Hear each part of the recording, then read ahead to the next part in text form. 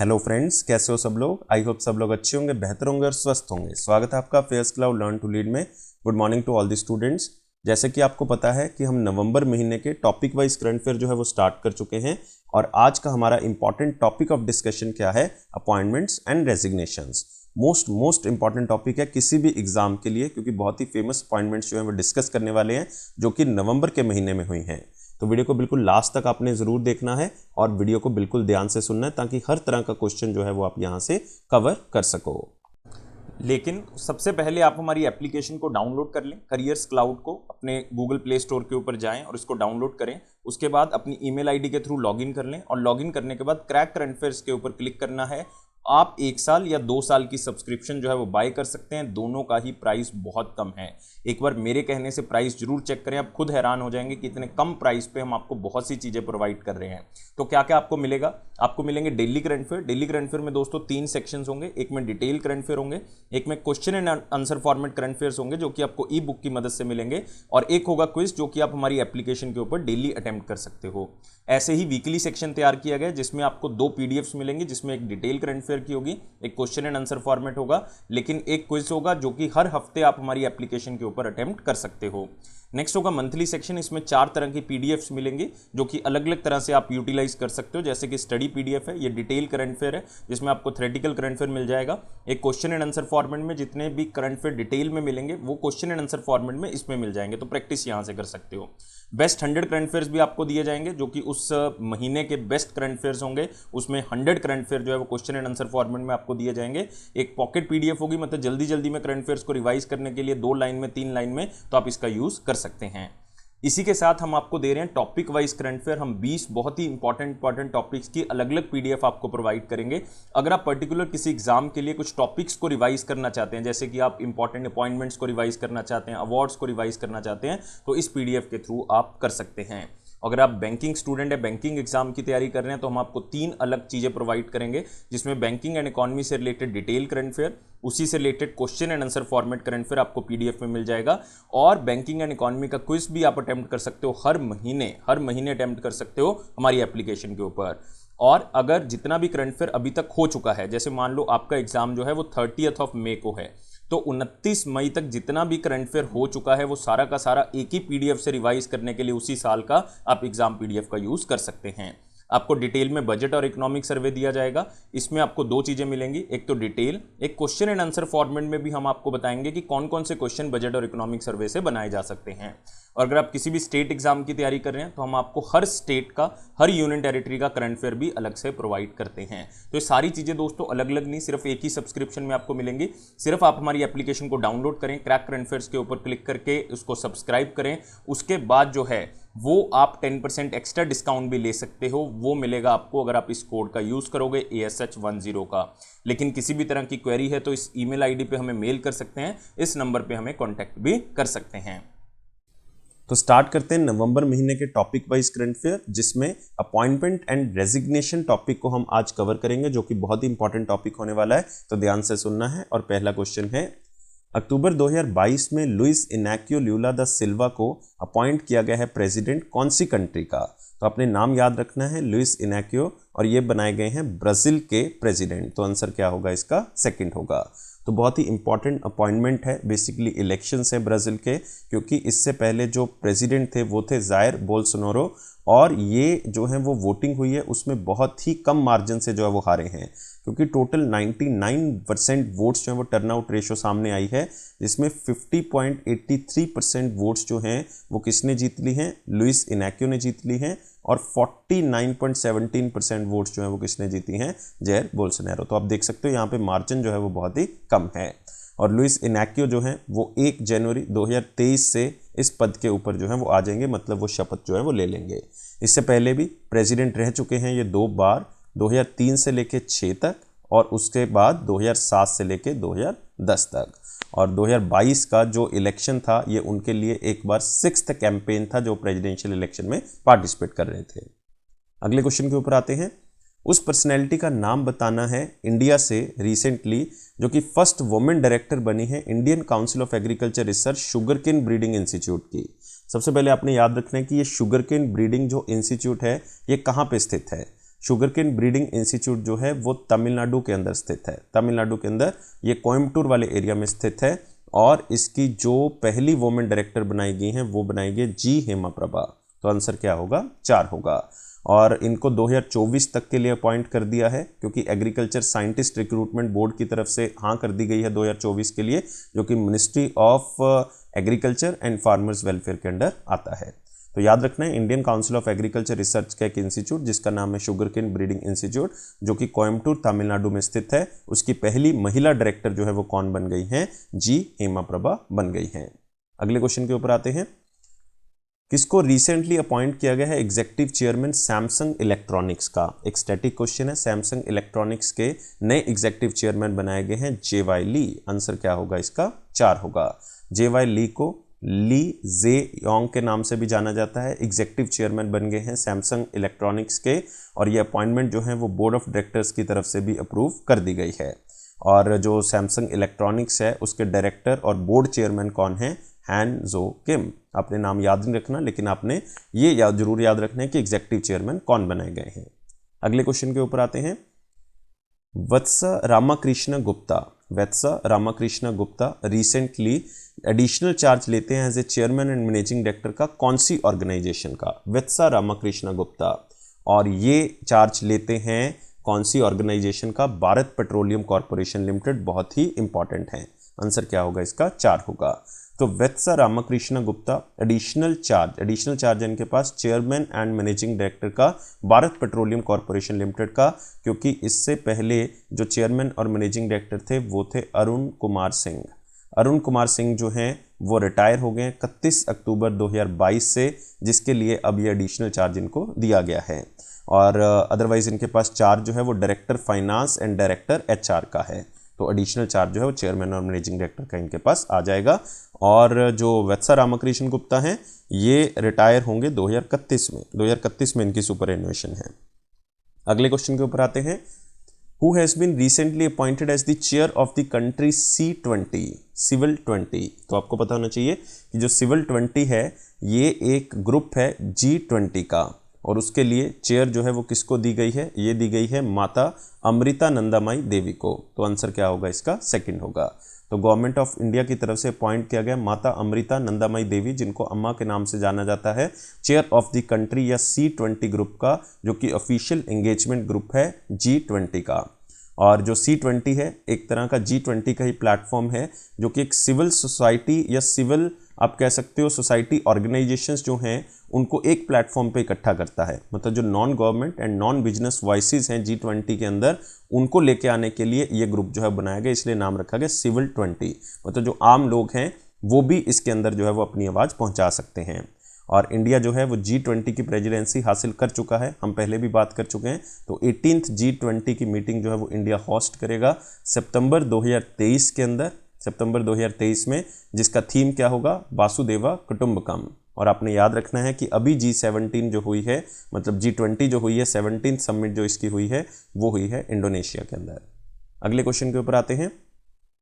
उस पर्सनैलिटी का नाम बताना है जिसको recently CEO chief executive officer बनाया गया एनर्जी एफिशिएंसी सर्विसेज लिमिटेड का। फिर से ये अपॉइंटमेंट इंपॉर्टेंट है, और ये पर्सन कौन है? विशाल कपूर। तो आंसर क्या होगा इसका? 4 होगा। तो एनर्जी एफिशिएंसी सर्विसेज लिमिटेड जो कि एक ज्वाइंट वेंचर है पब्लिक सेक्टर अंडरटेकिंग्स का, तो मिनिस्ट्री ऑफ पावर के अंडर ये आता है। और विशाल कपूर जो कि फॉर्मर ज्वाइंट सेक्रेटरी है मिनिस्ट्री ऑफ पावर के अंदर, उनको CEO बनाया गया है। इससे पहले ये पोजीशन किसके पास थी? अरुण कुमार मिश्रा के पास, अरुण कुमार मिश्रा के पास। लेकिन वो CEO बने थे डेपुटेशन लाइक 1 साल के लिए बनाए गए थे अक्टूबर 2021 में, तो उनका टाइम पीरियड 22 में खत्म हो गया। और आपने याद रखना है कि एनर्जी एफिशिएंसी सर्विसेज लिमिटेड जो है वर्ल्ड की largest public energy service company है। अगले क्वेश्चन के ऊपर आते हैं। किसको रिसेंटली अपॉइंट किया गया है president elect federation of Indian chambers of commerce and industry का, फिक्की का? और ये पर्सनैलिटी कौन है? शुभ्रकांत पांडा। आंसर क्या होगा इसका? 4 होगा। तो federation of Indian chambers of commerce and industry, जिनको हम फिक्की के नाम से जानते हैं, उन्होंने शुभ्रकांत पांडा जो कि सीनियर वाइस प्रेसिडेंट हैं फिक्की के, मैनेजिंग डायरेक्टर हैं Indian metals and ferro alloys के, उनको प्रेसिडेंट इलेक्ट बना दिया 1 साल के लिए 2022-23 के लिए। और ये फर्स्ट ओडिशा इंडस्ट्रियलिस्ट हैं जो इतनी टॉप पोजीशन पे पहुंचे हैं फिक्की की। और शुभ्रकांत पाटा जो है वो संजीव मेहता को सक्सीड करेंगे। संजीव मेहता, इससे पहले ये पोजीशन किसके पास थी? संजीव मेहता। और ये 95th जो एनुअल मीटिंग हुई है फिक्की की, उसमें ये डिसाइड किया गया। अगले क्वेश्चन के ऊपर आते हैं। नवंबर 2022 में सेंट्रल रिजर्व पुलिस फोर्स की तरफ से 2 वुमेन को एज ए इंस्पेक्टर जनरल के तौर पे अपॉइंट किया गया है, और वो उनको अपॉइंट किया गया है एंटी राइट यूनिट के अंदर, रैपिड एक्शन फोर्स के अंदर एंड एक बिहार सेक्टर के अंदर। तो एक को बिहार सेक्टर के अंदर इंस्पेक्टर जनरल बनाया गया है, एक को रैपिड एक्शन फोर्स के अंदर लगाया गया है। और कौन अपॉइंट की गई हैं ऐसी पहली महिला इंस्पेक्टर जनरल जो कि रैपिड एक्शन फोर्स में लगाई गई हैं? और ऐसी पहली महिला का नाम है एनी अब्राहम। तो आंसर क्या होगा इसका? 2 होगा। तो याद रखना है central reserve police force CRPF जिनको हम कह देते हैं, 2 औरतें उन्होंने शामिल की हैं। एक का नाम जो है वो एनी अब्राहिम है, दूसरे का नाम जो है वो सीमा ढूंढिया है, और दोनों को इंस्पेक्टर जनरल के पद पे लगाया गया है। उन्होंने 2 अपनी स्पेशलाइज्ड, एक तो एंटी राइट्स यूनिट है, रैपिड एक्शन फोर्स में लगाया गया है, और एक बिहार सेक्टर के अंदर लगाई गई है। तो सीमा जो है वो बिहार सेक्टर के अंदर लगाई गई है, और एनी इब्राहिम जो है वो रैपिड एक्शन फोर्स के अंदर लगाई गई हैं। और पहली बार हुआ है कि वुमेन को एज ए ऑफिसर या इंस्पेक्टर जनरल जो है वो लगाया गया है CRPF के अंदर, और एनी इब्राहिम स्पेशली अपॉइंट की गई हैं रैपिड एक्शन फोर्स के अंदर, जो कि एक एक्शन फोर्स है CRPF की, और वुमेन ऑफिसर के तौर पे इनको पहली बार जो है वो अपॉइंट किया गया है। और जब से 1992 में इसकी स्थापना हुई है CRPF की, तब से जो है वो पहली बार किसी वुमेन को इतने बड़े पद पे लगाया गया है। और जो सीमा ढूंढिया हैं वो इंस्पेक्टर जनरल लगाई गई हैं बिहार सेक्टर के अंदर। और आपको CRPF पता होना चाहिए, CRPF जो है वो first central armed police force है जिसमें वुमेन को जो है वो लेके आए थे वो 1986 में, मतलब पहली ऐसी फोर्स है सेंट्रल आर्म्ड पुलिस फोर्स जिसमें वुमेन को शामिल किया गया था 1986 में। और इवन इनकी 6 बटालियंस हैं वुमेन की अलग अलग, जिसमें 6000 से ज़्यादा पोस्ट जो है वो शामिल हैं। अगले क्वेश्चन के ऊपर आते हैं। किसको रिसेंटली अपॉइंट किया गया first global ambassador Byju social impact arm का एजुकेशन फॉर ऑल? तो बाइजू ने उसको अपना ग्लोबल ब्रांड एम्बेसडर बनाया ताकि एजुकेशन फॉर ऑल सिंबल को वो प्रमोट कर सके। वो है लियोनेल मेसी। आंसर क्या होगा इसका? 3 होगा। तो बाइजू जो कि वर्ल्ड का लीडिंग एजुकेशन टेक्नोलॉजिकल कंपनी है, उन्होंने Argentinian football player Lionel Messi जो कि फर्स्ट ग्लोबल ब्रांड एम्बेसडर बनाए गए हैं बाइजू सोशल इम्पैक्ट आर्म के एजुकेशन फॉर ऑल के। तो लियोनेल मेसी जो हैं वो बाइजू के इस ग्रुप के साथ मिलके जो है वो इक्विटेबल एजुकेशन के ऊपर फोकस करेंगे, मतलब इस चीज़ को प्रमोट करेंगे। और बाइजू 2022 का जो वर्ल्ड कप हो रहा है फुटबॉल का कतर के अंदर, उसके ऑफिशियल स्पॉन्सर भी हैं। अगले क्वेश्चन के ऊपर आते हैं। उस पर्सनैलिटी का नाम बताना है जिसको रिसेंटली टेम्परेरी हेड बनाया गया मेटा इंडिया का, क्योंकि अजीत मोहन जी ने रिज़ाइन कर दिया है। तो याद रखना है अजीत मोहन रिज़ाइन कर चुके हैं, और मेटा इंडिया के जो टेम्परेरी हेड इंडिया के अंदर लगाए गए हैं वो कौन लगाए गए हैं? मनीष चोपड़ा जी। तो आंसर क्या होगा? 4 होगा। और जो अजीत मोहन जी हैं वो vice president and managing director थे इंडिया में मेटा प्लेटफॉर्म्स के, जो कि फेसबुक के नाम से जाना जाता था। उन्होंने रिज़ाइन कर दिया है 4 साल के बाद। अब वो कहाँ पे जाएंगे? स्नैपचैट के अंदर चले जाएंगे। बहुत से जो एम्प्लॉयज़ हैं मेटा के सीनियर पोस्ट पे वो किस में शिफ्ट हो गए? स्नैपचैट में शिफ्ट हो गए, और स्नैपचैट के प्रेसिडेंट बनेंगे वो एशिया पैसिफिक रीजन के। और मनीष चोपड़ा जो कि डायरेक्टर एंड हेड थे पार्टनरशिप एरिया के अंदर मेटा इंडिया में, अब वो हेड बनेंगे मेटा इंडिया के। अगले क्वेश्चन के ऊपर आते हैं। किसको रिसेंटली प्राइम मिनिस्टर बनाया गया इजराइल का? मोस्ट इंपॉर्टेंट क्वेश्चन है, और बहुत ही आप कह सकते हो अच्छे दोस्त हैं नरेंद्र मोदी जी के, और इनका नाम है बेंजामिन नेतन्याहू। आंसर क्या होगा? 2 होगा। तो farmer Israeli prime minister Benjamin Netanyahu जो हैं वो 73 साल के हैं, और वो राइट विंग एक लिकुड पार्टी है वहाँ पे, लिकुड पार्टी। तो वहाँ पे ये 25 नंबर के जो इलेक्शन हो रहे थे इजराइल में वो जीत चुके हैं। और इससे पहले जो टेम्परेरी प्राइम मिनिस्टर चल रहे थे वो थे जायर लैपिड, तो उनको इन्होंने हरा दिया है, जो कि एक यश आतिद पार्टी से बिलोंग करते हैं, जो कि सेंटर लेफ्ट पॉलिटिकल पार्टी है। तो बेंजामिन नेतन्याहू जो हैं वो 64 सीट्स जीतते हैं। टोटल वहाँ की पार्लियामेंट की 120 सीट्स हैं, जिसमें से 64 जो है वो कौन जीत जाते हैं? बेंजामिन नेतन्याहू जीत जाते हैं। और जो टेम्परेरी प्राइम मिनिस्टर थे यायर लैपिड, उनके पास केवल 51 मतलब 51 सीट्स ही आती हैं। और बहुत ही फेमस इजरायली पॉलिटिशियन तो हैं, डिप्लोमेट भी रह चुके हैं, और 2 बार इजराइल के प्राइम मिनिस्टर पहले भी रह चुके हैं। 1996 से लेके 1999 तक रह चुके हैं। फिर बहुत ही लंबा समय रहा 2009 से लेके 2021 तक, मतलब ये प्राइम मिनिस्टर रहे, और अभी तक के लॉन्गेस्ट सर्विंग प्राइम मिनिस्टर हैं जब से इजराइल जो है वो आज़ाद हुआ है। तो तो नाम जरूर याद रखना अपने, बेंजामिन नेतन्याहू।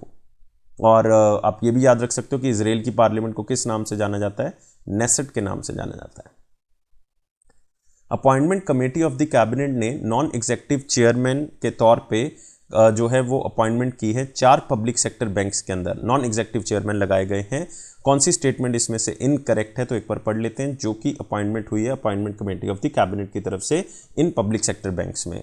तो पहला है नाम चरण सिंह, ये अपॉइंट किए गए part time non official director और non executive chairman Canara bank के 2 साल के लिए। यहाँ पे ये स्टेटमेंट जो है वो गलत है, क्योंकि जो कैनरा बैंक है वो नहीं है यहाँ पे आएगा Punjab and Sind bank, Punjab and Sind bank. और ये चरण सिंह जो है वो नॉन एग्जीक्यूटिव चेयरमैन लगाए गए हैं इस बैंक के, और ये 2 साल के लिए लगाए गए हैं। पहली स्टेटमेंट गलत हो जाती है। केजी अनंत कृष्णा जो है वो अपॉइंट हुए part time non official director non executive chairman Punjab national bank के, और ये 3 साल के लिए अपॉइंट हुए हैं। यहाँ पे ये बात सही है।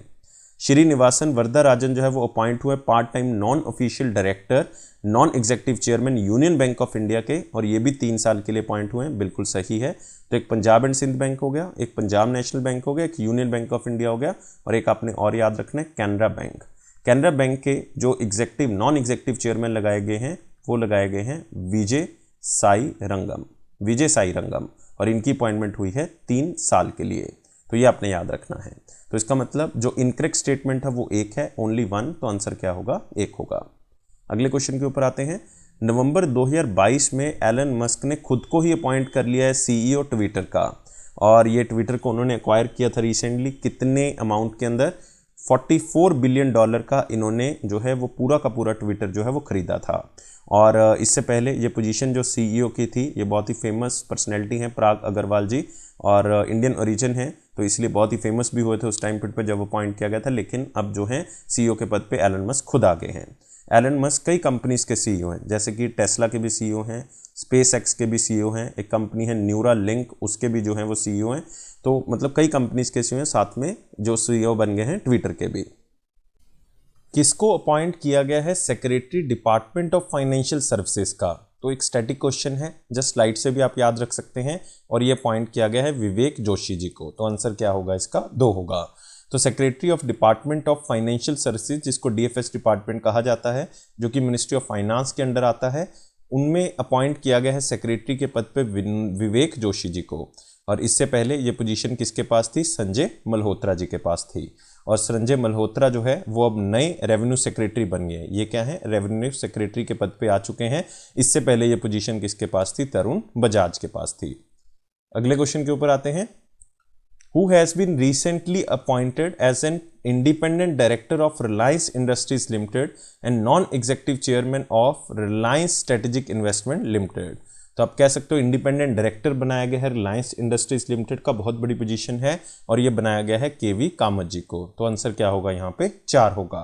तो बोर्ड ऑफ डायरेक्टर्स जो कि रिलायंस इंडस्ट्रीज लिमिटेड के हैं, उन्होंने इनकी अपॉइंटमेंट अप्रूव कर दी है, और ये बना दिए गए हैं केवी कामत जी इंडिपेंडेंट डायरेक्टर, और कितने साल के लिए बनाए गए हैं, 5 साल के लिए। और इंडिपेंडेंट डायरेक्टर और नॉन एग्जीक्यूटिव चेयरमैन के तौर पे रिलायंस स्ट्रेटेजिक इन्वेस्टमेंट लिमिटेड के अंदर भी रहेंगे, जो कि फुली ओन्ड सब्सिडरी है किसकी, रिलायंस इंडस्ट्रीज लिमिटेड की। अगले क्वेश्चन के ऊपर आते हैं। Who has been recently appointed as the brand ambassador of Skechers India? तो Skechers India का ब्रांड एम्बेसडर किसको बनाया गया है, ये बनाया गया है कृति सेनन को। तो आंसर क्या होगा इसका, 4 होगा। तो Skechers south Asia private limited, जो कि एक सब्सिडरी है Skechers United States of America की, तो उन्होंने अपॉइंट किया है कृति सेनन को ब्रांड एम्बेसडर स्केचर्स इंडिया का। बहुत ही फेमस शू ब्रांड है, ताकि शू को प्रमोट किया जा सके। अगले क्वेश्चन के ऊपर आते हैं। गवर्नमेंट ऑफ इंडिया ने अपॉइंट किया है चेयरपर्सन और members 22nd law commission of India के, और ये 4 साल के बाद जो है बेसिकली अपॉइंटमेंट हुई है। किसको चेयरपर्सन बनाया गया, 22nd law commission of India, very important question, और ये लगाए गए हैं जस्टिस ऋतुराज अवस्थी। तो आंसर क्या होगा इसका, 2 होगा। तो गवर्नमेंट ऑफ इंडिया ने अपॉइंट कर दिए हैं चेयरपर्सन और मेंबर्स भी 22nd law commission of India के, जो कि 24 फरवरी 2020 को नोटिफाई किया गया था। और जस्टिस ऋतुराज अवस्थी जो कि रिटायर्ड चीफ जस्टिस हैं, कौन सी हाई कोर्ट के, कर्नाटका हाई कोर्ट के, वो इसके लगाए गए हैं चेयरपर्सन 22nd लॉ कमीशन के, और 4 और भी मेंबर जो हैं वो इनके अपॉइंट किए गए हैं। और कमीशन का जो टाइम पीरियड होगा वो कितने साल का होगा, 3 साल का होगा, जब से इनके ऑर्डर जो है वो पब्लिश हुए हैं ऑफिशियल गैजेट के अंदर। और इससे पहले अगर हम देखें 22nd लॉ कमीशन से पहले जो 2018 में लॉ कमीशन था उसके चेयरपर्सन थे जस्टिस BS चौहान। तो उनके बाद जो है वो कोई भी लॉ कमीशन बेसिकली नहीं बनाया गया था, तो 4 साल के बाद जो है ये अपॉइंटमेंट बेसिकली हुई है। तो लॉ कमीशन ऑफ इंडिया एक नॉन स्टैट्यूटरी बॉडी है, मतलब इसका कोई एक्ट नहीं है एज सच, और ministry of law and justice की तरफ से जो है वो इसको अपॉइंट किया जाता है और इसको पहली बार 1955 में बनाया गया था।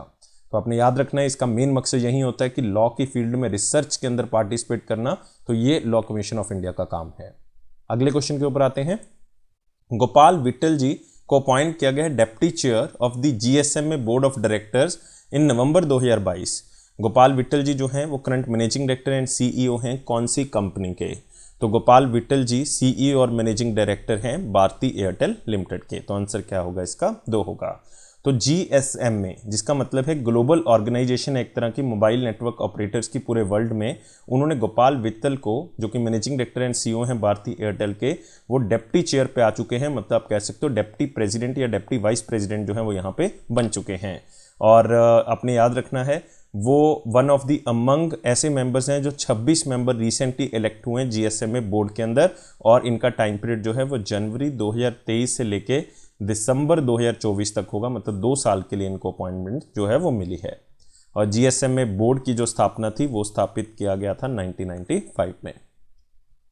अगला क्वेश्चन है who has been recently elected as the president of all India rubber industry association, और वो 1 साल के लिए अपॉइंटमेंट जो है वो की गई है, और ये नाम है all India rubber industries association. 1 साल के लिए जिसको अपॉइंट किया गया है वो है रमेश केजरीवाल जी। तो बहुत ही इंटरेस्टिंग नाम है रमेश केजरीवाल जी, जो कि इंडिया ऑयल सील्स और सिंथेटिक प्रोडक्ट्स के हेड भी हैं और कलकत्ता वेस्ट बंगाल से बिलोंग करते हैं। उनको हेड बनाया गया है as a all India rubber industries association का 1 साल के लिए।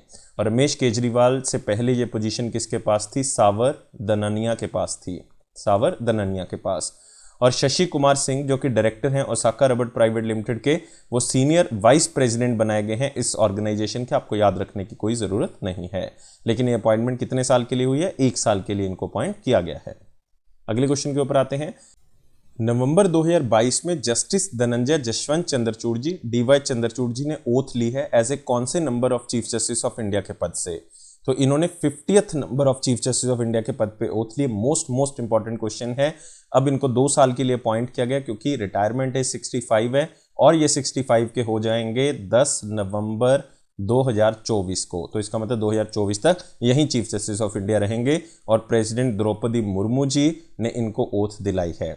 और आपने याद रखना है DY चंद्रचूड़ जी से पहले जो चीफ जस्टिस ऑफ इंडिया थे वो UU ललित थे, मतलब उदय उमेश ललित जी थे, जो कि 49 चीफ जस्टिस ऑफ इंडिया थे, और वो 8 नवंबर 2022 को बहुत ही कम समय लगा के जो है वो क्या हो चुके हैं? रिटायर हो चुके हैं। तो आपने एक आर्टिकल याद रखना है इसमें, आर्टिकल 124, जिसके तहत कॉन्स्टिट्यूशन में लिखा हुआ है कि सुप्रीम कोर्ट ऑफ इंडिया के अंदर चीफ जस्टिस ऑफ इंडिया होगा और बाकी जो है वो कुछ जजेस होंगे। और आर्टिकल 124 का ही एक क्लॉज है, 2 नंबर क्लॉज, उसमें लिखा हुआ है कि चीफ जस्टिस ऑफ इंडिया को प्रेसिडेंट जो है वो अपॉइंट करेंगे। और आर्टिकल 126 भी जो इंपॉर्टेंट है, जिसमें लिखा हुआ है कि एक acting chief justice of India भी अगर अपॉइंट करना चाहें तो आप कर सकते हैं, वो भी प्रेसिडेंट जो है वो अपॉइंट कर सकता है। अगले क्वेश्चन के ऊपर आते हैं। किसको रिसेंटली अपॉइंट किया गया chief executive officer Adidas group का, और ये 1 जनवरी 2023 से अपना जो कार्यभार है वो संभालेंगे। और फिर से एक स्टैटिक क्वेश्चन है, नाम याद रखना है, बजॉन गिल्डन। तो आंसर क्या होगा इनका? 3 होगा। तो CEO थे प्यूमा सोसाइटियस यूरोपिया के, मतलब प्यूमा SC के, और अब ये नए मेंबर बनाए गए हैं executive board and chief executive officer के पद पे जो है वो आए हैं कौन सी कंपनी के? एडिडास ग्रुप के। और ये 1 जनवरी 2023 से अपने पद को संभालेंगे, और ये 57 साल के हैं। और पहले CEO थे प्यूमा SC के, 2013 से उसी पद पे थे, लेकिन प्यूमा SC से इन्होंने रिजाइन कर दिया। इनका टाइम पीरियड बेसिकली एक्सपायर हो गया था 2022 में, जिसके कारण जो है वो उन्होंने उस पद को छोड़ दिया। तो इस चीज़ को आपने याद रखना है। अगले क्वेश्चन के ऊपर आते हैं। Who has been recently appointed as the friendship ambassador? किसको फ्रेंडशिप एम्बेसडर लगाया गया है स्विट्जरलैंड टूरिज्म का? तो बहुत ही सिंपल सा क्वेश्चन है, इंपॉर्टेंट क्वेश्चन है, और ये लगाए गए हैं हमारे नीरज चोपड़ा जी। तो याद रखना है स्विट्जरलैंड टूरिज्म ने Indian javelin thrower Olympic gold medalist Neeraj Chopra ji को फ्रेंडशिप एम्बेसडर अपॉइंट कर दिया है और ये स्विट्जरलैंड की कई लोकेशंस को प्रमोट करेंगे जो भी इंडियन ट्रैवलर्स वहां पे जाना चाहते हैं। तो इसका मतलब as a friendship ambassador Neeraj Chopra जो है वो अपने एक्सपीरियंसेस को शेयर करेंगे जो कि स्विट्जरलैंड के अंदर वो गए थे, और उसको प्रमोट करेंगे कि किस तरह से वहाँ पे हाइकिंग एक्टिविटीज़ हो रही हैं, बाइसाइकिल एक्टिविटी हो रही है, एडवेंचर एक्टिविटीज़ हैं, स्पेशली स्नो स्पोर्ट्स जो वहाँ पे हो रही हैं उसको यहाँ पे प्रमोट करेंगे। अगले क्वेश्चन के ऊपर आते हैं। किसको अपॉइंट किया गया है director of council scientific and industrial research national institute for interdisciplinary science and technology का नवंबर 2022 में? तो CSIR का एक इंस्टीट्यूट है, national institute for interdisciplinary science and technology. तो अपने सबसे पहले ये याद रखना है कि ये इंस्टीट्यूट एक्चुअल में स्थित कहाँ पे है। ये इंस्टीट्यूट है केरला में, त्रिवेंद्रपुरम में ये इंस्टीट्यूट जो है वो स्थित है, और इसके नए जो डायरेक्टर बनाए गए हैं वो बनाए गए हैं सी अनंदा रामाकृष्णन। तो आंसर क्या होगा इसका? 4 होगा। इस अपॉइंटमेंट से पहले वो डायरेक्टर थे national institute of food technology entrepreneurship and management के, लेकिन अब जो हैं ये बनाए गए हैं इस इंस्टीट्यूट के जो इंटरडिसिप्लिनरी साइंस एंड टेक्नोलॉजी का है। किसको इलेक्ट किया गया है as a independent chair international cricket council में 2 साल के लिए? Independent chair international cricket council में इलेक्ट किया गया है ग्रेग बार्कले को। तो आंसर क्या होगा इसका? 2 होगा। तो ग्रेग बार्कले री इलेक्ट हुए हैं, बेसिकली इलेक्ट नहीं हुए, दोबारा से इलेक्ट किया गया क्योंकि पहली बार इनको 2020 में इलेक्ट किया गया था, अब इनको फिर से 2 साल के लिए इलेक्ट किया गया है। इनके खिलाफ जो है वो एक जिम्बाब्वे के प्लेयर थे वो खड़े हुए थे, लेकिन उन्होंने अपना नॉमिनेशन वापस ले लिया, तो बिना ऑपोजिशन के ही ग्रेग बार्कले जो है दोबारा से री इलेक्ट हो गए हैं। तो क्वेश्चन को आप स्लाइड से याद रख सकते हैं। नवंबर 2022 में नताशा पिर्क मुसर जो हैं वो फर्स्ट फीमेल प्रेसिडेंट बन गई हैं कौन सी कंट्री की? तो एक इंपॉर्टेंट क्वेश्चन आ गया। नताशा पिर्क मुसर ये बन गई हैं स्लोवेनिया की प्रेसिडेंट। तो आंसर क्या होगा? 4 होगा। तो पिर्क मुसर जो है वो टोटल 54% वोट्स जो है वो जीत जाती हैं। इनकी जो ऑपोजिशन पार्टी थी, पॉलिटिशियन थी, फॉरेन मिनिस्टर रह चुकी है, उन्होंने 46% वोट्स हासिल की, इन्होंने 54% वोट्स जो है वो हासिल कर लिए हैं और स्लोवेनिया की प्रेसिडेंट बन चुकी हैं। और स्लोवेनिया के इलेक्शन कमीशन के अकॉर्डिंग माने तो 49.9% लोगों ने वोट किए, बहुत ही कम टर्नआउट रेशियो है, और साथ ही साथ ये प्रेसिडेंट बन गई है। लेकिन आपने याद रखना है ये फर्स्ट फीमेल प्रेसिडेंट है स्लोवेनिया की। ये क्वेश्चन इंपॉर्टेंट है, आ सकता है आपको। उस स्पोर्ट्स पर्सनैलिटी का नाम बताना है जिसको रिसेंटली ब्रांड एम्बेसडर बनाया गया रेलिगेयर एंटरप्राइज लिमिटेड का। तो रेलिगेयर का ब्रांड एम्बेसडर जो रिसेंटली बनाया गया है वो है जोगेश्वर दत्त। तो आंसर क्या होगा इसका? 2 होगा। तो इंडियन फ्री स्टाइल रेसलर हैं जोगेश्वर दत्त, जो कि ब्रॉन्ज मेडल जीत चुके हैं 2012 में समर ओलंपिक्स के अंदर 60 kg की कैटेगरी के अंदर, और 2 गोल्ड मेडल भी जो हैं वो जीत चुके हैं 2010 में और 2014 की कॉमनवेल्थ गेम्स के अंदर। और गवर्नमेंट ऑफ इंडिया ने इनको राजीव गांधी खेल रत्न पुरस्कार भी दिया था 2012 में, और साथ ही साथ इनको पद्मश्री से भी सम्मानित किया था 2013 में। अब ये ब्रांड एम्बेसडर बन गए हैं रेलिगेयर एंटरप्राइज लिमिटेड के, जो कि एक फाइनेंशियल सर्विसेज कंपनी है। अगले क्वेश्चन के ऊपर आते हैं। किसको रिसेंटली अपॉइंट किया गया है ब्रांड एम्बेसडर नायका फैशन का? नायका फैशन का आपने एडवर्टाइजमेंट शायद टीवी पे देखी होगी, और ये हैं जानवी कपूर। तो आंसर क्या होगा? 4 होगा। तो online beauty and fashion retailer Nykaa fashion ने बॉलीवुड एक्ट्रेस जानवी कपूर को जो है वो अपना ब्रांड एम्बेसडर बनाया है ताकि वो 2 ऐप्स को प्रमोट कर सकें, एक तो नायका ब्यूटी, एक नायका फैशन को। और नायका फैशन जो है one of the largest growing fashion platform है जो इंडिया के अंदर आगे बढ़ रहा है। कौन सी पर्सनैलिटी जो हैं वो रिसेंटली इलेक्ट की गई हैं मेंबर के तौर पे Indian Olympic association athlete commission में? इंडियन ओलंपिक एसोसिएशन का जो एथलीट कमीशन है उसमें 3 प्लेयर्स को चुना गया है, एक तो MC मैरी कॉम को, PV सिंधु को और शिवा केशवन को। तो आंसर क्या होगा इसका? ऑल 1, 2, 3। और टोटल 10 एमिनेंट स्पोर्ट्स पर्सनैलिटीज हैं जो अनअपोज्ड इलेक्ट हुए हैं members of the Indian Olympic commission या Indian Olympic association athlete commission के अंदर, और नई दिल्ली के अंदर ये सिलेक्शन की गई है। और जो उमेश सिन्हा है जो रिटर्निंग ऑफिसर हैं इंडियन ओलंपिक एसोसिएशन इलेक्शन के, तो उन्होंने 10 दिसंबर 2022 को जो है वो बेसिकली 10 नए बंदों को चुना, और जिसमें 5 औरतें शामिल हैं और 5 जो हैं वो आदमी शामिल हैं, और ये अनअपोज्ड पोल हुए, मतलब इनके खिलाफ कोई भी खड़ा नहीं हुआ। तो MC मैरी कॉम, PV सिंधु और शिवा केशवन। अगला आते हैं, किसको साउथ अफ्रीका का नया जुलू किंग बनाया गया है? नया जुलू किंग जो है वो साउथ अफ्रीका के अंदर बनाया गया है मिजुजुलू सिंकोबाइल कज़ावे लिथिनी। तो आंसर क्या होगा इसका? 1 होगा। तो नाम थोड़ा सा डिफिकल्ट ज़रूर है, लेकिन आपने याद रखना है मिजुजुलू जो हैं वो नए जुलू किंग बनाए गए हैं जो कि साउथ अफ्रीका की मोस्ट इन्फ्लुएंशियल ट्रेडिशनल मोनार्की है, मोस्ट इन्फ्लुएंशियल ट्रेडिशनल मोनार्की है। एक कलरफुल सेरेमनी जो है वो वहाँ पे की गई डर्बन साउथ अफ्रीका के अंदर, तो वहाँ पे ये पूरा का पूरा जो है वो कोरोनेशन सेरेमनी जो है वो की गई। और इनके फादर ने जो है वो गद्दी छोड़ी थी, तो उसके बाद जो है वो मिज़ुज़ुलु ज़ुलु को ये गद्दी जो है वो मिल गई, क्योंकि इनके फादर का मार्च 2021 में देहांत हो गया था। अगले क्वेश्चन के ऊपर आते हैं। कौन सी कंट्री रिसेंटली प्रेसिडेंसी अज्यूम करती है यूनाइटेड नेशन सिक्योरिटी काउंसिल की 2 साल के लिए? तो ये कंट्री कौन सी है? गाना। तो आंसर क्या होगा? 4 होगा। इंपॉर्टेंट क्वेश्चन है। गाना प्रेसिडेंसी ले रहा है यूनाइटेड नेशन सिक्योरिटी काउंसिल की, जो कि एक प्रिंसिपल ऑर्गन है पीस एंड सिक्योरिटी को लेके। और गाना को पहली बार ये अपॉर्चुनिटी मिली थी 1962-63 में, तो तब 2 साल के लिए इलेक्ट हुआ था। अब ये तीसरी बार हो रहा है कि गाना को नॉन परमानेंट मेंबर के तौर पे काउंसिल में जगह दी गई है। और आपको पता होना चाहिए टोटल 15 मेंबर होते हैं यूनाइटेड नेशन सिक्योरिटी काउंसिल में, 5 परमानेंट है और 10 नॉन परमानेंट है, जिसमें जो नॉन परमानेंट का टाइम पीरियड होता है वो 2 साल के लिए। तो गाना को रिसेंटली बनाया गया है। अगले क्वेश्चन के ऊपर आते हैं। किसको चुना गया है recently full time member national institution for transforming India का, मतलब नीति आयोग का? एक सिंपल क्वेश्चन है और ये बनाए गए हैं अरविंद विरमानी। तो आंसर यहाँ पे क्या होगा? 2 होगा। तो जो प्राइम मिनिस्टर नरेंद्र मोदी जी हैं उन्होंने अप्रूव कर दिया है कि अरविंद विरमानी जी, जो कि फाउंडर एंड चेयरमैन हैं foundation for economic growth and welfare organization के, उनको फुल टाइम मेंबर बनाया जा रहा है नीति आयोग का। और ये इमीडिएट इफेक्ट से उसी टाइम पीरियड पे अपॉइंटमेंट जो है वो उनको प्रोवाइड कर दी गई, और ऑलरेडी उनको उन्हीं टर्म्स और कंडीशंस पे रखा गया है जैसे कि किसी फुल टाइम मेंबर को नीति आयोग के रखा जाता है, मतलब सारी की सारी चीज़ें जो है वो बिल्कुल सेम होंगी। और इस टाइम पीरियड पे 3 नीति आयोग के जो है वो मेंबर हैं। एक प्रोफेसर रमेश चंद हैं, एक डॉक्टर वीके सारस्वत हैं और एक डॉक्टर वीके पॉल हैं। तो चौथे हमारे पास कौन हो जाएंगे? अरविंद विरमानी जी। अगले क्वेश्चन के ऊपर आते हैं।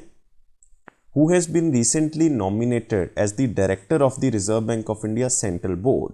तो ये क्वेश्चन बैंकिंग स्टूडेंट्स के लिए बहुत इंपॉर्टेंट है कि रिजर्व बैंक ऑफ इंडिया के जो सेंट्रल बोर्ड है उसके डायरेक्टर कौन बनाए गए हैं? वो हैं विवेक जोशी जी। तो आंसर क्या होगा इसका? 4 होगा। और उन्होंने ये पावर यूज़ किया अंडर सेक्शन 8, ये सेक्शन 8 है कौन से एक्ट का? आरबी एक्ट 1934 का। और उन्होंने नॉमिनेट किया है विवेक जोशी को as a director of the central board of reserve bank of India.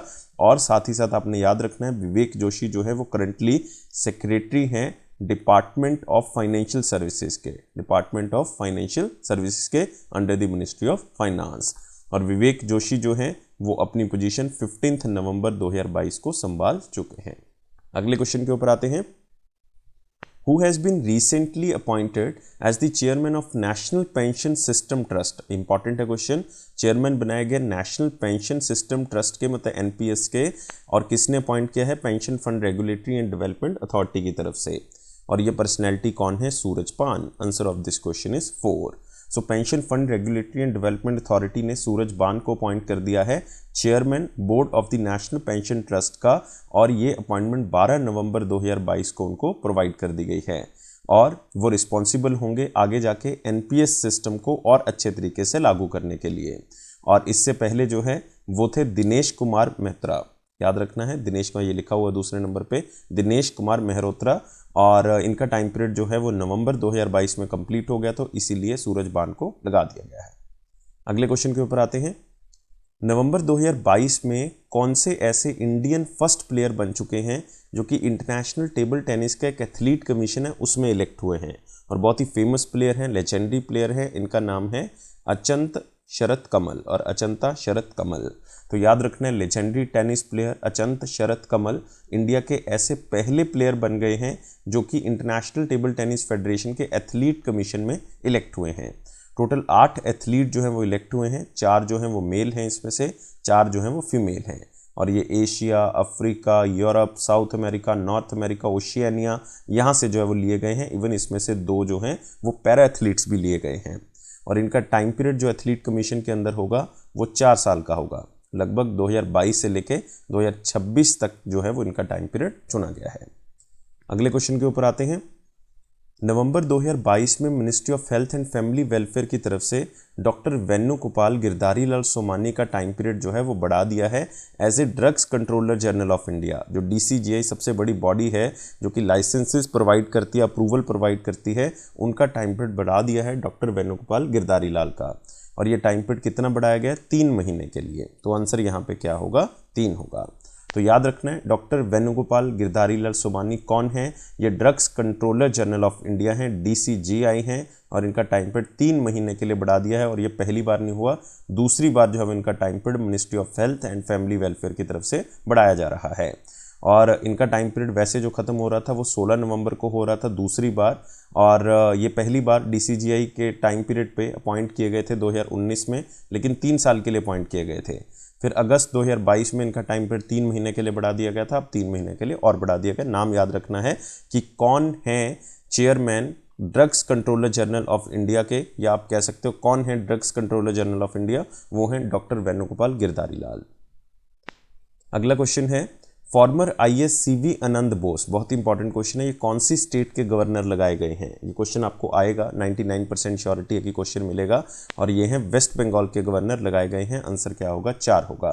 तो द्रौपदी मुर्मू जी ने 1977 बैच के IAS ऑफिसर, केरला कैडर से बिलोंग करते हैं। डॉक्टर CV आनंद बोस 71 ईयर्स ओल्ड हैं CV आनंद बोस, और रेगुलर गवर्नर लगा दिए गए वेस्ट बंगाल के। इससे पहले जो मणिपुर के गवर्नर थे उनके पास जो है वो एडिशनल चार्ज था, क्योंकि जगदीप धनखड़ जी ने रिज़ाइन कर दिया था, क्योंकि वाइस प्रेसिडेंट के इलेक्शंस थे और वो वाइस प्रेसिडेंट बन चुके हैं। तो मणिपुर के गवर्नर के पास एडिशनल चार्ज था, और मणिपुर के गवर्नर कौन है, ला गणेशन जी, तो उनके पास एडिशनल चार्ज था। तो इससे पहले जो CV आनंद बोस हैं वो सेक्रेटरी भी रह चुके हैं गवर्नमेंट ऑफ इंडिया के, और चीफ सेक्रेटरी भी रह चुके हैं कई स्टेट गवर्नमेंट्स के अंदर, और कई यूनिवर्सिटीज़ के वाइस चांसलर भी रह चुके हैं। और उनको जाना जाता है अपने इनोवेटिव आइडियाज़ के लिए, जो कि वो गुड गवर्नेंस के लिए स्टार्ट करते हैं। इवन कई मौक़ों पे यूनाइटेड नेशन भी उनको सहार चुका है कि आपके आइडियाज़ जो हैं वो बेस्ट प्रैक्टिसेस के तौर पे यूज़ किए जाते हैं, और उनको ग्लोबल बेस्ट प्रैक्टिसेस के तौर पे कई बार रेफ़र किया गया है, और ऐसा उनको 4 बार कई आइडियाज़ के लिए यूनाइटेड नेशन की तरफ से अवार्ड भी दिया जा चुका है। अगले क्वेश्चन के ऊपर आते हैं, किसको अपॉइंट किया जाएगा नया chairman oil and natural gas corporation limited का नवंबर 2022 में, क्योंकि इसमें कुछ अप्रूवल जो है वो भी पेंडिंग है। तो oil and natural gas corporation limited का नया चेयरमैन कौन हो सकता है, और ये होगा जो पहले भारत पेट्रोलियम कॉरपोरेशन लिमिटेड के चेयरमैन थे, अरुण कुमार सिंह जी। तो आंसर यहाँ पे क्या होगा, 1 होगा। तो अरुण कुमार सिंह जी जो हैं वो नए चेयरमैन हो सकते हैं oil and natural gas corporation limited के, जो कि top oil and gas producer company है।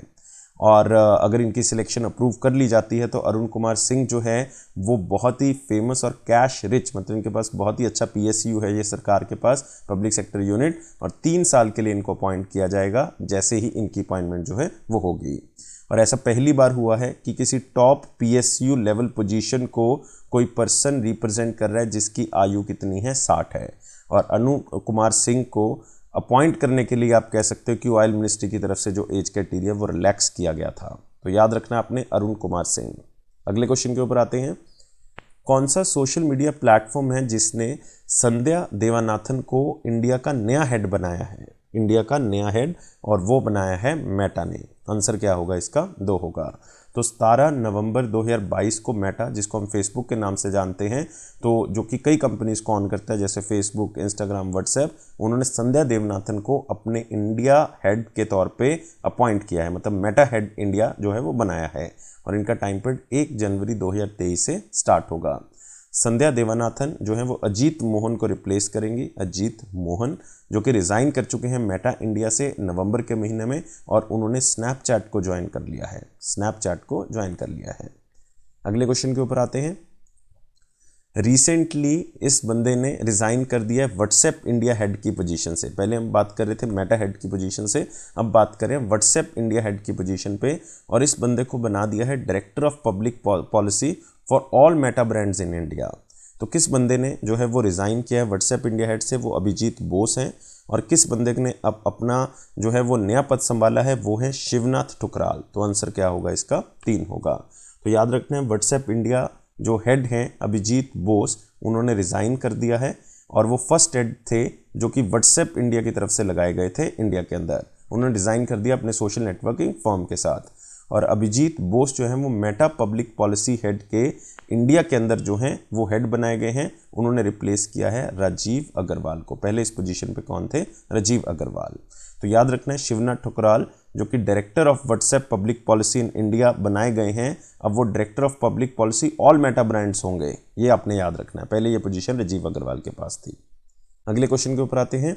Who has been recently invited as international observer for the Nepal elections. तो नवंबर के महीने में नेपाल में कुछ सीट्स के ऊपर इलेक्शंस थे, जिसके कारण एक इंटरनेशनल ऑब्जर्वर के तौर पे हमारे जो chief election commissioner Rajeev Kumar ji, उनको बुलाया गया था। वो अपनी टीम के साथ वहाँ पे पहुँचे थे।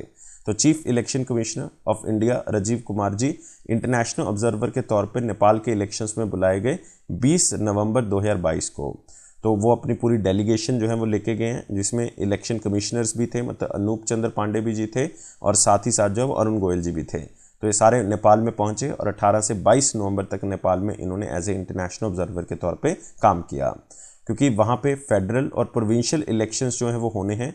275 मेंबर्स जो फेडरल पार्लियामेंट के हैं और 550 सीट जो 7 प्रोविंशियल असेंबलीज के नेपाल के अंदर, उसके ऊपर एज सच इलेक्शंस होने थे। तो इनको इंटरनेशनल ऑब्जर्वर के तौर पे बुलाया गया, बहुत ही सम्मान की बात है। अगले क्वेश्चन के ऊपर आते हैं। नवंबर 2022 में appointment committee of the cabinet ने टाइम पीरियड जो है वो बढ़ा दिया है इन्फोर्समेंट डायरेक्टरेट का, जो इनके चीफ कौन है, संजय कुमार मिश्रा जी। और ये टाइम पीरियड कितने साल के लिए बढ़ाया गया, 1 साल के लिए, या फिर आप कह सकते हो ऑप्शन के अकॉर्डिंग नवंबर 2023 तक जो है वो बढ़ा दिया है। तो आंसर क्या होगा इसका, 2 होगा। तो appointment committee of the cabinet ने अप्रूव कर दिया है टेन्योर जो इन्फोर्समेंट डायरेक्टरेट का है संजय कुमार मिश्रा जी का, वो अब 18 नवंबर 2023 तक होगा। और संजय कुमार मिश्रा जी का ये 5वां साल है एज ए इन्फोर्समेंट डायरेक्टरेट, जो कि इंडिया की लीडिंग फाइनेंशियल प्रॉब एजेंसी है। और जो डायरेक्टरेट ऑफ इन्फोर्समेंट डिपार्टमेंट है दोस्तों, इसकी शुरुआत 1957 में हुई थी और इसका हेडक्वार्टर कहाँ पे है, नई दिल्ली में। अगले क्वेश्चन के ऊपर आते हैं। Who has recently took charge as the one of the election commissioner of India. तो सबसे पहले आपको 2-3 बातें जो है वो इसमें जानने की ज़रूरत है, क्योंकि इलेक्शन कमीशन जो है वो हमारा 3 मेंबर बॉडी है। 3 मेंबर बॉडी का मतलब है इसमें एक चीफ इलेक्शन कमिश्नर होंगे और 2 जो हैं वो क्या होंगे, इलेक्शन कमिश्नर। तो मई के महीने में हमारे पास जो चीफ इलेक्शन कमिश्नर थे वो थे सुशील चंद्र, लेकिन सुशील चंद्र जी जो है वो रिटायर हो गए। तो क्या किया कि एक इलेक्शन कमिश्नर को क्या बना दिया, चीफ इलेक्शन कमिश्नर, और उनका नाम क्या था, राजीव कुमार। तो याद रखना है क्या नाम था, राजीव कुमार। अब उनको बना दिया है राजीव कुमार को, तो हमारे पास ये इलेक्शन कमिश्नर और ये इलेक्शन कमिश्नर की पोजीशन जो है वो खाली पड़ी हुई थी। तो एक पे अनूप चंद्र पांडे जी थे, अनूप चंद्र पांडे जी, और एक पोजीशन खाली हो गई, और एक पोजीशन पे अब किसको लगा दिया है, अरुण गोयल को। तो आंसर क्या होगा इसका, 4 होगा। और अपॉइंटमेंट प्रेसिडेंट की तरफ से की जाती है, तो द्रौपदी मुर्मू जी ने ये अपॉइंटमेंट जो बेसिकली की है। अगले क्वेश्चन के ऊपर आते हैं। नवंबर 2022 में कौन सी पर्सनैलिटी को रीअपॉइंट किया गया चीफ एग्जीक्यूटिव ऑफिसर डिज्नी का 2 साल के लिए, रीअपॉइंट कर दिया उनको चीफ एग्जीक्यूटिव ऑफिसर डिज्नी का 2 साल के लिए। क्वेश्चन को स्लाइड से याद रख सकते हैं, बॉब आइगर हैं। आंसर क्या होगा इसका, 4 होगा। तो वॉल्ट डिज्नी कंपनी की तरफ से अनाउंस किया गया है रॉबर्ट ए आइगर, जिनको बॉब आइगर के नाम से जाना जाता है, जो कि फॉर्मर वॉल्ट डिज्नी कंपनी के चीफ एग्जीक्यूटिव भी रह चुके हैं। अब वो डिज्नी के चीफ एग्जीक्यूटिव ऑफिसर के पद पे जो है वो काम करेंगे। बेसिकली उनको रीअपॉइंट किया गया है। इससे पहले जो पोजीशन थी वो थी बॉब चैपेक के पास, बॉब चैपेक के पास, जो कि डिज्नी सीईओ थे फरवरी 2022 से, who took over as the Disney CEO in February 2020। तो अब जो है वो ये पोजीशन बॉब आइगर के पास चली गई है, लेकिन ये पोजीशन अब पहली बार नहीं आई इनके पास, ये 2021 में बना दिए गए थे, अब दोबारा से रीअपॉइंट किए गए हैं। अगले क्वेश्चन के ऊपर आते हैं। उस इंडियन क्रिकेट प्लेयर का नाम बताना है जो कि रिसेंटली ब्रांड एम्बेसडर बनाया गया है रियल 11 कंपनी का। रियल 11 जो है वो एक वीडियो गेम प्लेटफॉर्म है और उसको प्रमोट करने के लिए कुलदीप यादव को जो है वो ब्रांड एम्बेसडर बनाया गया है। तो आंसर क्या होगा इसका, 1 होगा। तो रियल 11 ने स्पेशली अनाउंस किया कि कुलदीप यादव जी ब्रांड एम्बेसडर होंगे, जो कि इंडिया की ऑडियंस तक पहुंचने में उनकी मदद करेंगे। तो इसका मतलब ये ब्रांड के लिए बहुत ही इंपॉर्टेंट है, क्योंकि जो स्किल्ड वीडियो गेम्स हैं या स्किल बेस्ड वीडियो गेम्स हैं, उनकी मार्केट में डिमांड जो है बहुत ज़्यादा बढ़ रही है। तो उनको बच्चों तक पहुंचाने का काम कुलदीप यादव जो है वो करेंगे।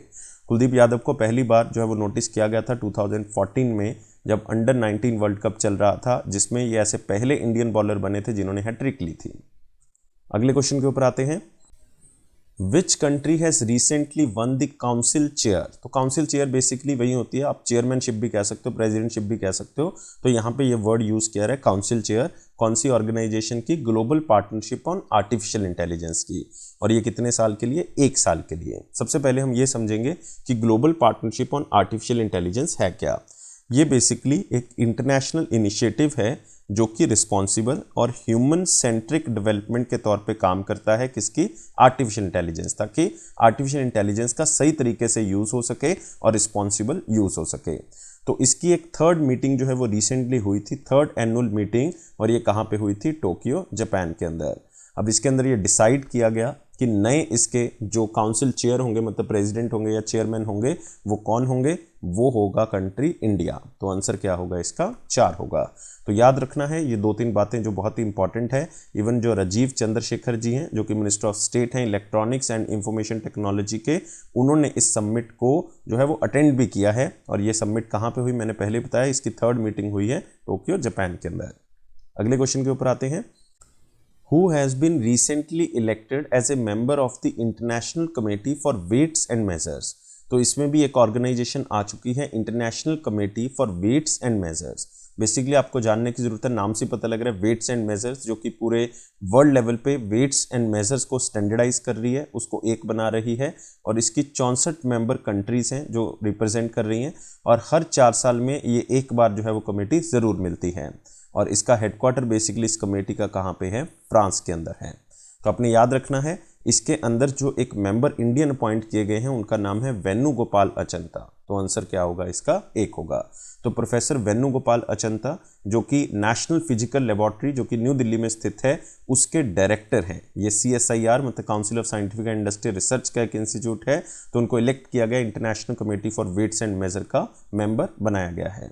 और आप कह सकते हो जो international committee of weights and measures है, उसका भी 27th जनरल कॉन्फ्रेंस थी वेट्स एंड मेजर्स की, जो कि 15 से 18 नवंबर 2022 को हुई। कहाँ पे? पेरिस, फ्रांस में, क्योंकि मैं ऑलरेडी बता चुका हूँ कि इसका हेडक्वार्टर कहाँ पे है? फ्रांस के अंदर। अगले क्वेश्चन के ऊपर आते हैं।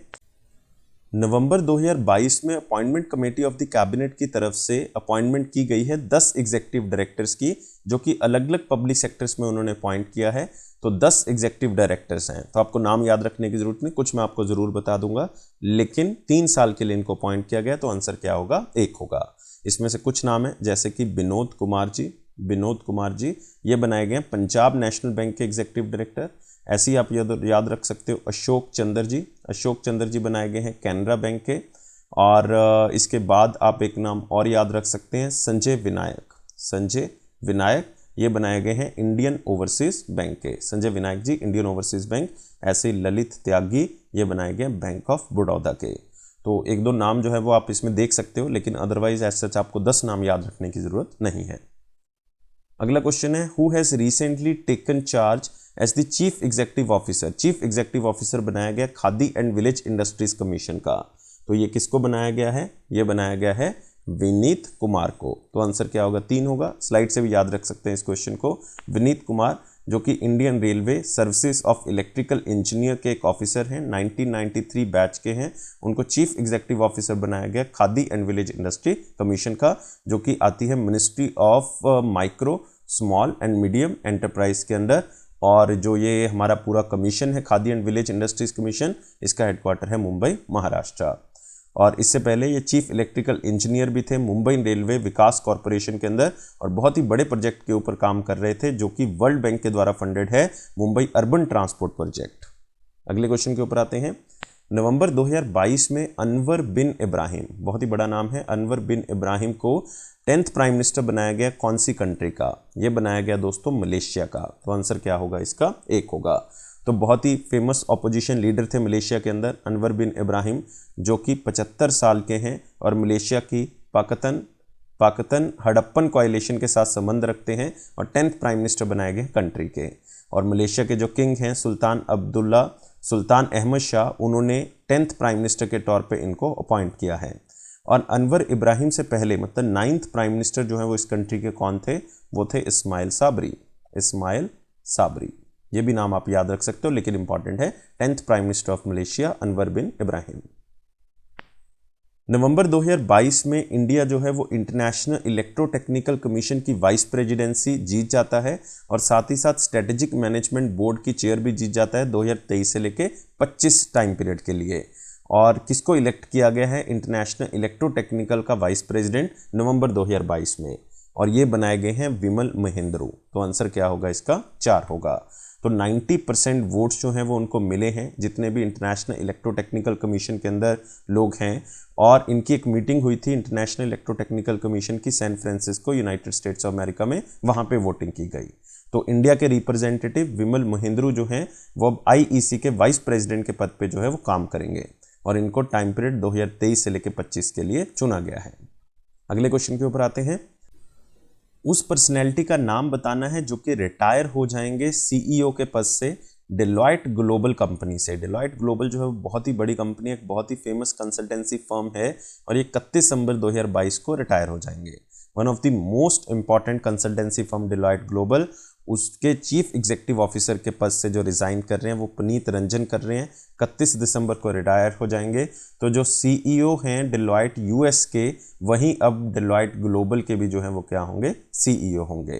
तो पुनीत रंजन की जगह वो लेंगे और पुनीत रंजन जो है वो CEO हैं इस कंपनी के 2015 से और फर्स्ट इंडियन ओरिजिन हैं जो CEO कर रहे हैं इन बिग 4 फर्म्स के अंदर, जो डेलॉयट ग्लोबल भी उसमें शामिल है। अगले क्वेश्चन के ऊपर आते हैं। नवंबर 2022 में कास्याम जोमार्ट कैमेल्यूली तोक्याव रिसेंटली इलेक्ट किए गए हैं प्रेसिडेंट कौन सी कंट्री के? तो 2 वर्ड याद रखें, कास्याम जोमार्ट। कास्याम जोमार्ट जो प्रेसिडेंट बनाए गए हैं ये बनाए गए हैं कजाकिस्तान के। बेसिकली ये पहली बार प्रेसिडेंट नहीं बने, इनको री इलेक्ट किया गया है, मतलब वोटिंग हुई है, दोबारा से ये जीत चुके हैं, रिपब्लिक ऑफ कजाकिस्तान के प्रेसिडेंट बन चुके हैं। इससे पहले इन्होंने नूर सुल्तान को हराया था जो कि बहुत ही लंबे समय तक प्रेसिडेंट रहे थे कजाकिस्तान के, और 2019 में जब इलेक्शन हुए थे तो कास्याम जोमार्ट जो है वो कजाकिस्तान के प्रेसिडेंट बने थे। और इवन अब तो कैपिटल भी चेंज कर दिया, पहले नूर सुल्तान थी, दोबारा से कैपिटल क्या बना दिया? अस्ताना। और इस कंट्री के जो प्राइम मिनिस्टर हैं वो हैं अली खान स्माइलोव। अली खान स्माइलोव और करेंसी है कजाकिस्तानी टेंगे। अगले क्वेश्चन के ऊपर आते हैं। किसको रिसेंटली प्रमोट किया गया है as a managing director national dairy development board का? ये क्वेश्चन बहुत इंपॉर्टेंट है। नेशनल डेयरी डेवलपमेंट बोर्ड का मैनेजिंग डायरेक्टर बनाया गया है मिनेश सी शाह को। तो आंसर क्या होगा? 4 होगा। तो ये पहले एज ए एक्टिंग चेयरमैन काम कर रहे थे नेशनल डेयरी डेवलपमेंट बोर्ड के अंदर, लेकिन अब ये मैनेजिंग डायरेक्टर जो हैं वो बना दिए गए हैं। और मिनेश सी शाह का जो टेन्योर है एज ए एक्टिंग चेयरमैन का वो ख़त्म भी हो रहा था 30 नवंबर 2022 को, तो इसलिए इनको प्रमोट ही कर दिया एज ए मैनेजिंग डायरेक्टर।